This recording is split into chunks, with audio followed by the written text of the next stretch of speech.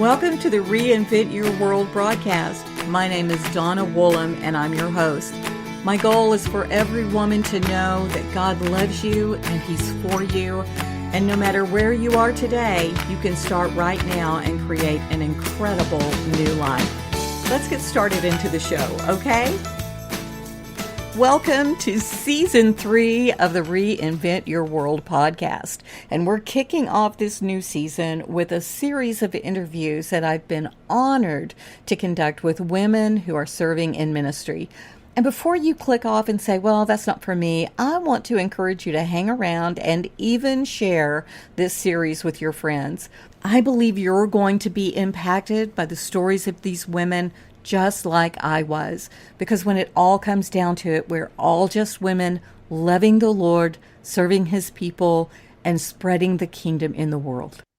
Hello, everyone, and welcome back to the Reinvent Your World podcast. I love that I get to share this incredible woman with you today, Katie Sokolovska, who lives in Ukraine outside of Kiev. And Katie is a worship leader. She's a missionary and a podcaster too. So you'll surely want to be able to connect with her today after you listen to her story. Welcome, welcome, welcome, Katie. Thank you, Donna. Thank you for that introduction. You're so welcome. Now, for me, living in Texas, Ukraine is another world away. And of course, you are in the news almost on a daily basis. So I would love for you to just share with us what your day-to-day life looks like. I mean, part of the cultural difference, at least for me, is I grew up in the country in the US.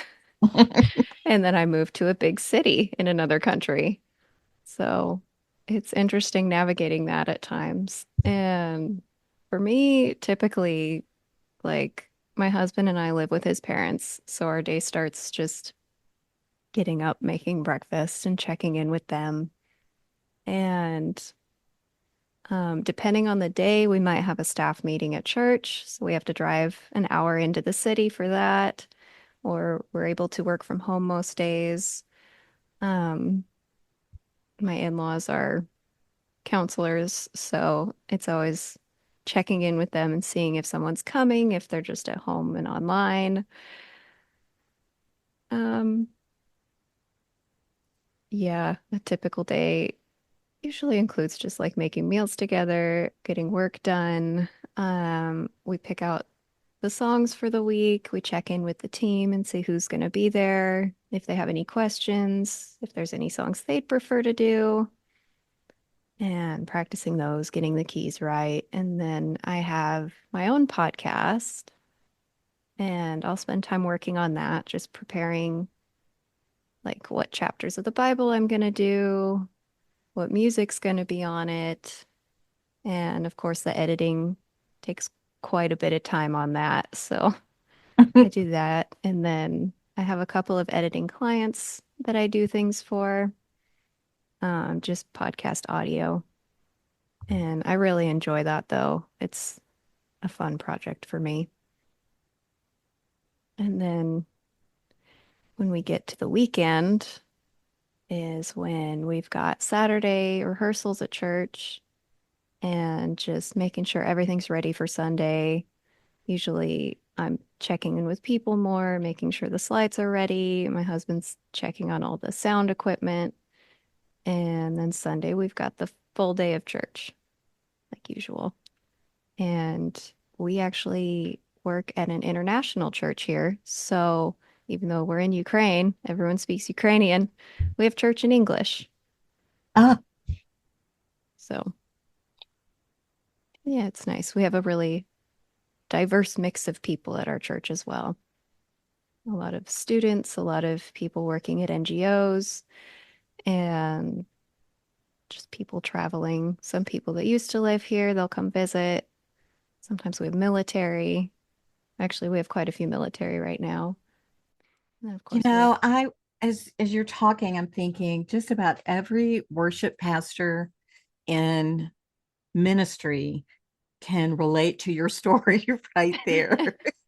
We've got to make sure the music's right. We got to get the slides right, make sure Yeah. all the audio is good. I worked really closely with a worship pastor here in Texas, and that was, I mean, her week was all about making sure that was happening well. So, in the middle of all of this, Katie, you said that you grew up in the States and the country. Now you live in a city. So, walk us through a little bit of that story, how you really felt called to ministry and Yeah. some of the ways that God spoke to you and how he helped you to recognize that your life was maybe on a different kind of track than some people. Yeah. At the time that he uh made it obvious to me, it was very obvious, but I'll start a little further back.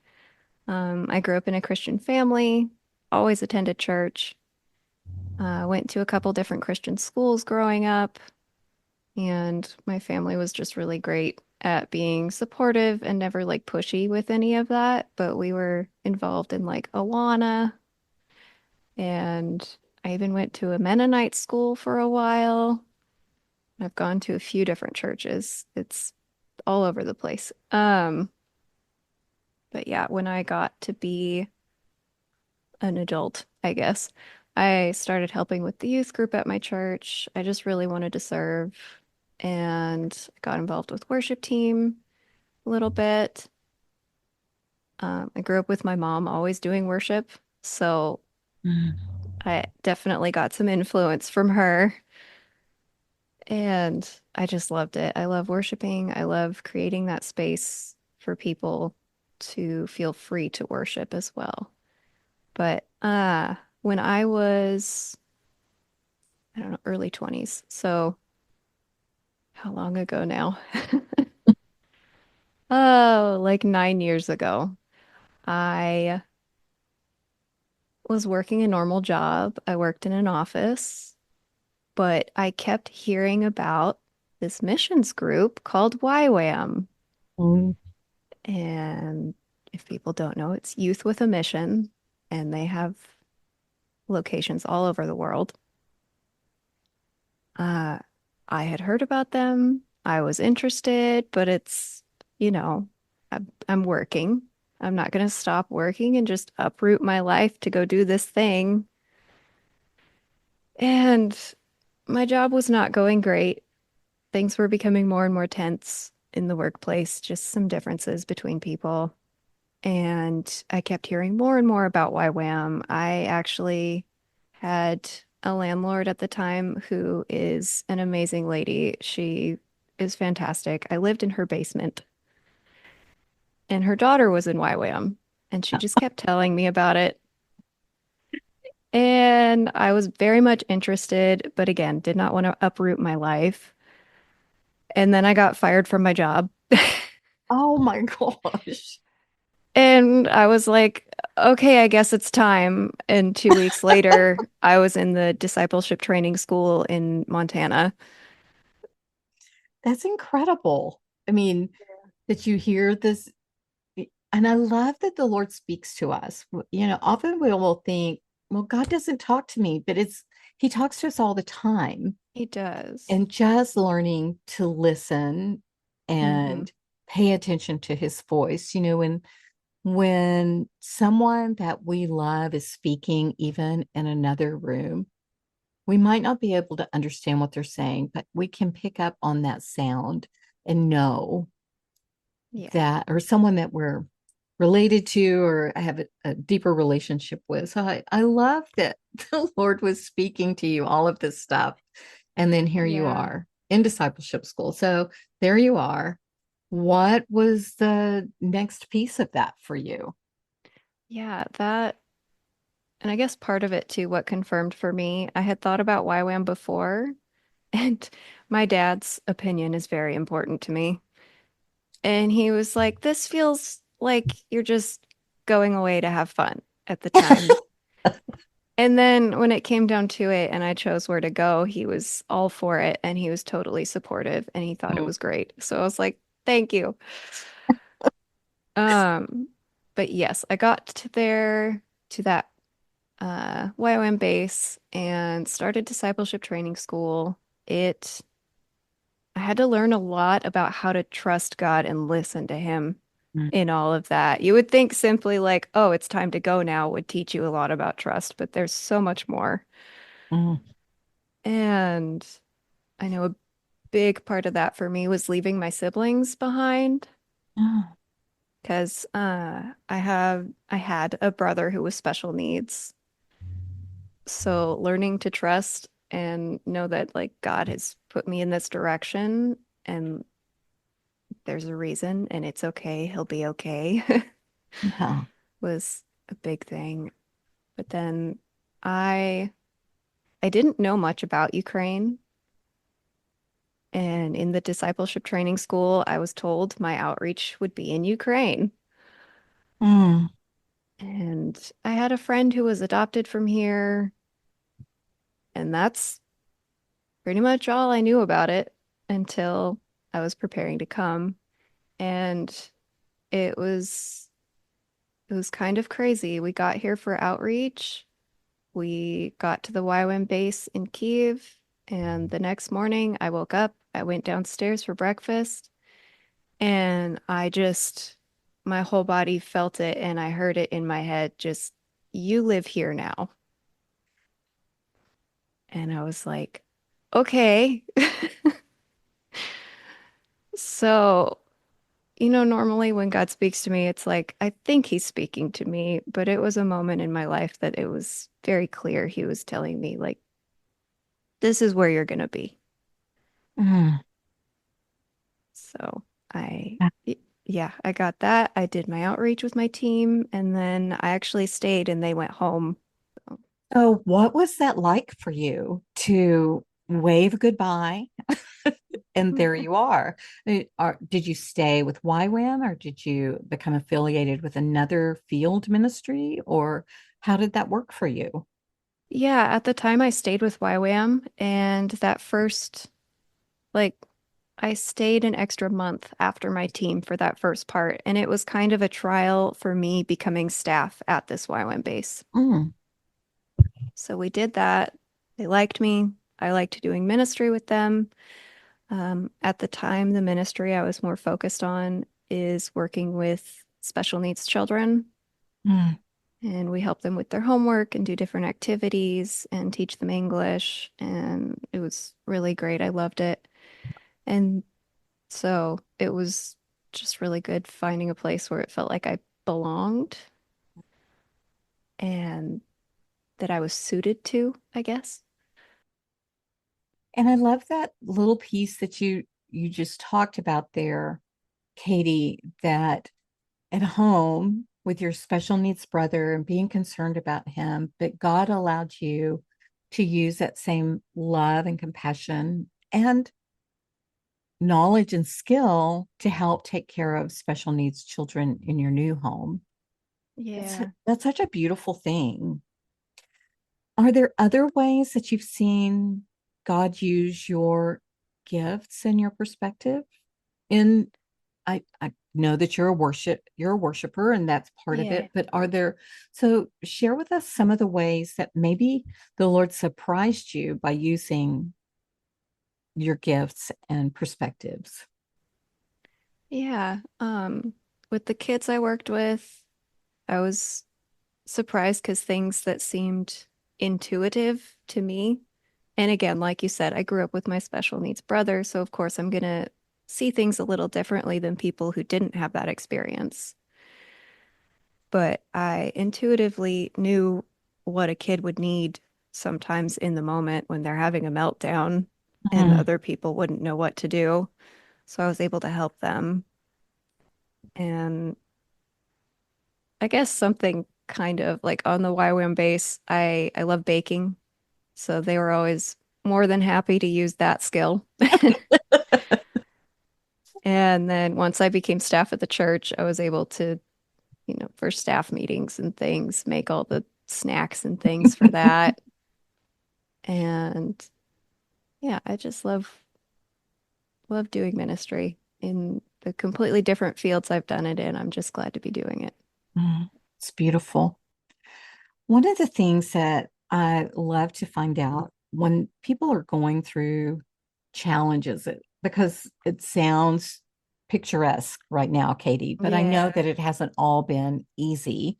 And No. I have friends who serve in field ministry, and cultural differences, language differences, all of that kind of stuff comes into play. And on top of that, you're living in a region that's on the news daily and all kinds of things going on. So, if you feel comfortable sharing with us, I'd love to hear how is not the question, what you've learned about the Lord that maybe you didn't know living at home in the States.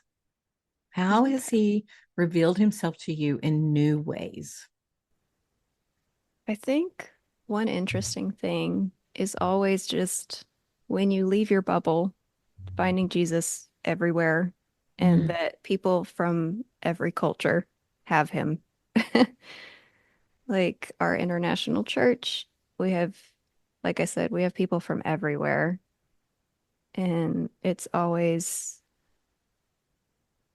just really good to see all these Christians coming together from different backgrounds, different denominations, different everything. And we're just all there under the same name for the same reason, seeking Jesus. But it's very interesting culturally as well, some of the things here, because there's a lot of things here that in Christian culture are very black and white, mm, that in the US are more of a gray area and like if you think it's okay type of thing, like alcohol.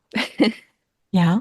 Yeah, alcohol here, because of the problems with alcoholism, it's viewed very black and white a lot of the time.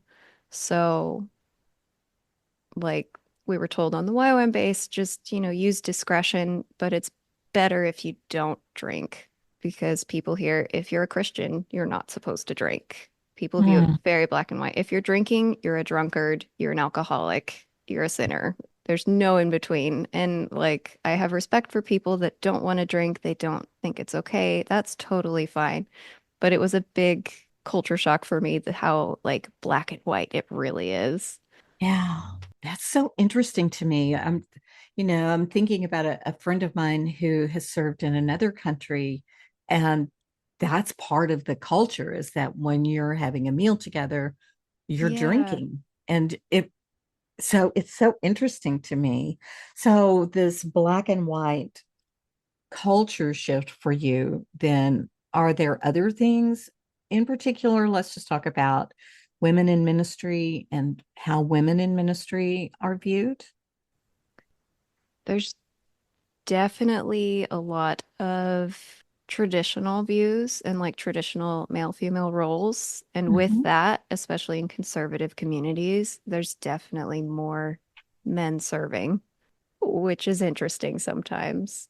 I'm just so curious about what it looks like in a society, because you're right, in the US, in the West, there's almost from church to church and community to community differences in what's acceptable or not. It's Yeah, not even definitely. necessarily age range. It could be just any number of things, even within the same church community. It's like, well, I'm doing my thing and you do your thing and everything's fine. So to move out of that into what sounds like maybe a more traditional view of things, Hmm. kind of different, and that it seems like you could find yourself maybe doing something that you didn't even mean any offense by and maybe could offend and not even understand how that happened because of the culture shift. Would that be Yeah. true? Yeah, definitely. Even things where people believe like more superstitious things here, it's just very ingrained in the culture. Like I sat on the ground once and I got yelled at because if you sit on the cold ground, you won't be able to have children, is what they think. So there's a lot of stuff with that. And for example, this doesn't go with superstitious, but it's just culturally, if I'm at a Ukrainian church here and I say hi to a man and a woman, the man will shake my husband's hand, but he'll like either just say hi, nod his head to me, or he'll go to grab my hand and it's just like a little like touches my fingers. But most of the time here, like men won't shake my hand. And Interesting. yeah, it's very interesting. So interesting. Oh, well, Katie, I could talk about that kind of thing a long time. So, but what I really would love for you to share is what has the Lord taught you then about, because I'm sure that it hasn't been easy. You were there single for a long time and then you met your husband. Yeah. And in that space of time, what has the Lord taught you? You're in a leadership role in the church. You were in YWAM. I think that people would naturally look at you as a leadership person there. What have you learned about perseverance and trust? Because that was a big thing that you said, learning to trust. What has the Lord taught you about those things, about leadership and about staying the course and perseverance through your experiences there in Ukraine? Yeah. With trust, there's been a lot of learning to keep moving, but waiting to see what happens a little bit. I don't know if that makes sense. Mm, Like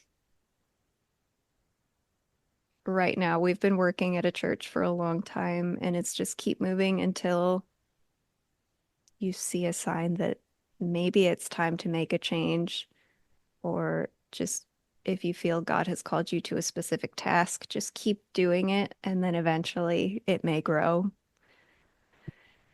And something I've definitely learned with like leadership roles and things is keeping boundaries.